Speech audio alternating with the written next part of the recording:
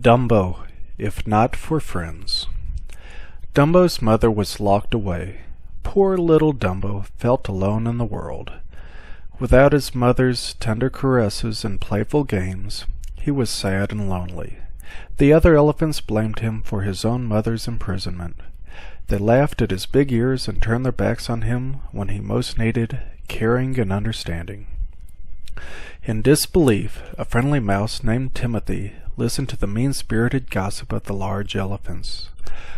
Knowing that they would be terrified of a little mouse like him, he decided to give them a fright of their life. After all, someone had to stick up for little Dumbo. What was wrong with having big ears anyway, thought Timothy. As far as he was concerned, Dumbo was a cute baby elephant. So Timothy waved his arms and stuck out his tongue. The elephants shrieked in fear, climbing poles to get away from the small mouse. "Pick on someone your own size," yelled Timothy. He chuckled at their silliness. "Imagine being afraid of a small mouse," he laughed. "Wait till I tell the little guy." But Dumbo was scared of Timothy too. He hid himself in a bale of hay and would not come out, even for a peanut. "I'm your friend," Timothy assured him. He told Dumbo that his ears were special. Then he promised to help him get his mother free if the little elephant would come out. Hesitantly, Dumbo finally looked out at his new protector. Deciding to trust Timothy, they went out in search of a miracle. "We'll make you a star at the circus," suggested Timothy confidently. He came up with a plan. Sneaking into the ringmaster's tent that night, the mouse whispered his great idea to the sleeping man. "Dumbo," he repeated over and over. Thinking the idea had come to him in a dream, the ringmaster announced his amazing new act. The smallest elephant, leaping from a springboard to the top of an amazing pyramid of pachyderms. Dumbo was nervous, but Timothy encouraged him to try. Running toward the springboard, the little elephant tripped over his ears and fell, knocking over the enormous pyramid and collapsing the tent. After that, to make matters worse, the ringmaster made Dumbo a clown. The poor little guy didn't trust other clowns to keep him safe. They forced him to jump from a burning building. Dumbo had never been so scared and humiliated. When the show was over, the little elephant was inconsolable. Timothy tried to comfort his friend. He offered peanuts as he washed the clown paint off with warm, soapy water. Still, Dumbo did not stop crying. Timothy knew that the only one who could help Dumbo now was his mother, so Timothy arranged for a short visit. Even though only her trunk could hug him, Dumbo basked in his mother's love.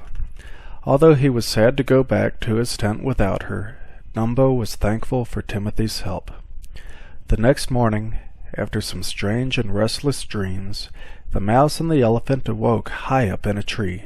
Some crows were laughing as the friends fell into a pond. "Don't listen to those scarecrows," Timothy told Dumbo, but the elephant was already walking away head down. Everyone was always laughing at him and his big ears. Only Timothy believed they would do great things. "That's it, Dumbo!" cried his friend. Timothy had been trying to figure out how they had gotten up in that tree, when suddenly he realized how special Dumbo's ears really were. "The perfect wings! You can fly!" cheered Timothy. The news made the crows fall over laughing. "Have you ever seen an elephant fly?" they jeered. Defending his friend, Timothy yelled at the crows for being so insensitive. "Would you like to be taken away from your mother when you were just a baby, and then be sent out into the cold, cruel, heartless world?" he ranted. The crows apologized. They really hadn't meant any harm. "What he needs is a magic feather," offered one crow. Timothy showed his friend. "Look, Dumbo, you can fly!" Holding the feather in his trunk, Dumbo closed his eyes and flapped his ears. He wanted so much to believe Timothy. He was flying! When he opened his eyes again, the little elephant was overjoyed. He held the feather tightly, flying through the sky like a bird.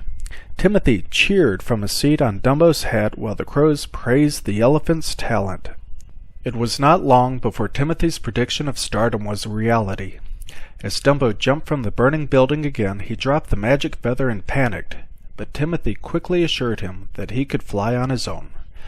Restoring his confidence allowed Dumbo to soar, astonishing everyone who had once made fun of the elephant's big ears. Finally, Dumbo and his mother were reunited. With love and pride, Timothy signed on as manager for the world's only flying elephant. The end.